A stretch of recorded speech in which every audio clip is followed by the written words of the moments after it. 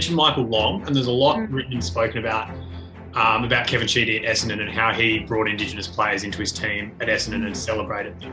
Yeah. You mentioned your coach, Rick Charlesworth, knew that you were the first Indigenous gold medalist. So I'm interested in what steps he took to kind of acknowledge your Aboriginality and celebrate it and to create an inclusive and safe environment. Rick Charlesworth is obviously one of the most storied coaches in Australian Olympic history. So I'm really interested in what he did for you while you were playing. Yeah, I guess with Rick, there's only one word to describe him: is he's a freak. To think that he went to 5 Olympics himself and opened Sheffield cricket, played first class soccer as well, and was a politician for 10 years. And on top of that, he's actually a doctor. So clearly an underachiever, old Rick Charlesworth. But I sort of felt, because of his global perspective of sports and inclusion, going to all those Olympics where he played against the Pakistani and the Indians, and with cricket as well, you had your the Jamaicans and the athletes from all different countries. So you have a global perspective on things, and when you have that perception, it's like, well, okay, we are a diverse world, and it's how you are as an individual, how I guess understanding and responsive to say, accepting all of us for our indifferences. So Rick learned a lot with me as well, because there are a number of times I had to leave Perth to come back for funerals, coming from a big family. And I'd have to say that the Hockey-Roo girls as well, they were very accepting of me being a mother, and sort of helped me through that, but also of my Aboriginality. And after major championships, there was about 5 or 6 of them that would always come back to Darwin and would go up to Arnhem Land or over into the Tiwi Islands. So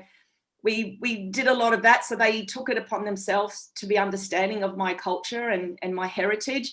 In fact, in 1994, before the World Cup, we had our own Aboriginal sporting attire, which we were kitted out, the whole of the Hockey-Roo girls. So, you talk about dream time at the G and, the Indigenous round. So we did that back in 1994 with the Hockey-Roo girls. So Rick sort of led the charge, and I sort of felt that, if you want change, you got to have good leadership. And that was what Rick was about. He knew that we were all unique individuals, but to be the best in the world, you had to be able to understand how to bring that uniqueness together, for the ultimate goal of winning an Olympic gold medal or a World Cup gold medal. But I will also say this, in 1994, we actually toured India and South Africa, and the Australian cricketers were travelling with us as well, not with us, but they were in India and then also in South Africa.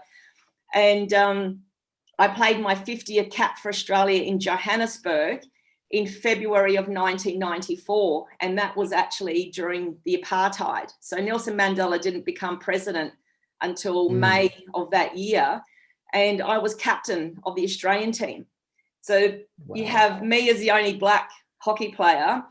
Rick's made me captain, specifically for a purpose. I was part of the leadership, and when I had my statue unveiling, I had Lisa Carruthers specifically talk about that time. And she was like, all us whiteys were behind Nova as the only black person. And I was captain, for that test series. And all the South Africans were like, why is a black girl the captain of Australia? So I guess my point is, I've always felt included and valued and respected as part of the Hockey-Roos team. And Rick led that charge, and my cousin Brooke was captain of the first, their first game at the Olympics. So what wasn't a norm a few decades ago is now becoming the norm, that Aboriginal athletes, we certainly can lead the way. And, when you value and respect us, we're valuing and respecting 60,000 years of history on this country. So just to jump in there, in Joburg, did Rick, was he aware of what he was doing by making you captain? I 110% he knew that. And I think what he wanted to, it wasn't the first time I'd captain Australia. I'd captain Australia in a couple of other test series. But for him to do that, I think that was a statement that, he is a valued person of our team, and she is a woman of colour. She is a mother. And yet it is during the apartheid, and there I was, captain of Australia during that. And it certainly sent a message, you know, not only to the rest of the world, but also to here in this country that you can be an Aboriginal athlete and you can be captain of, you know, a national sporting team.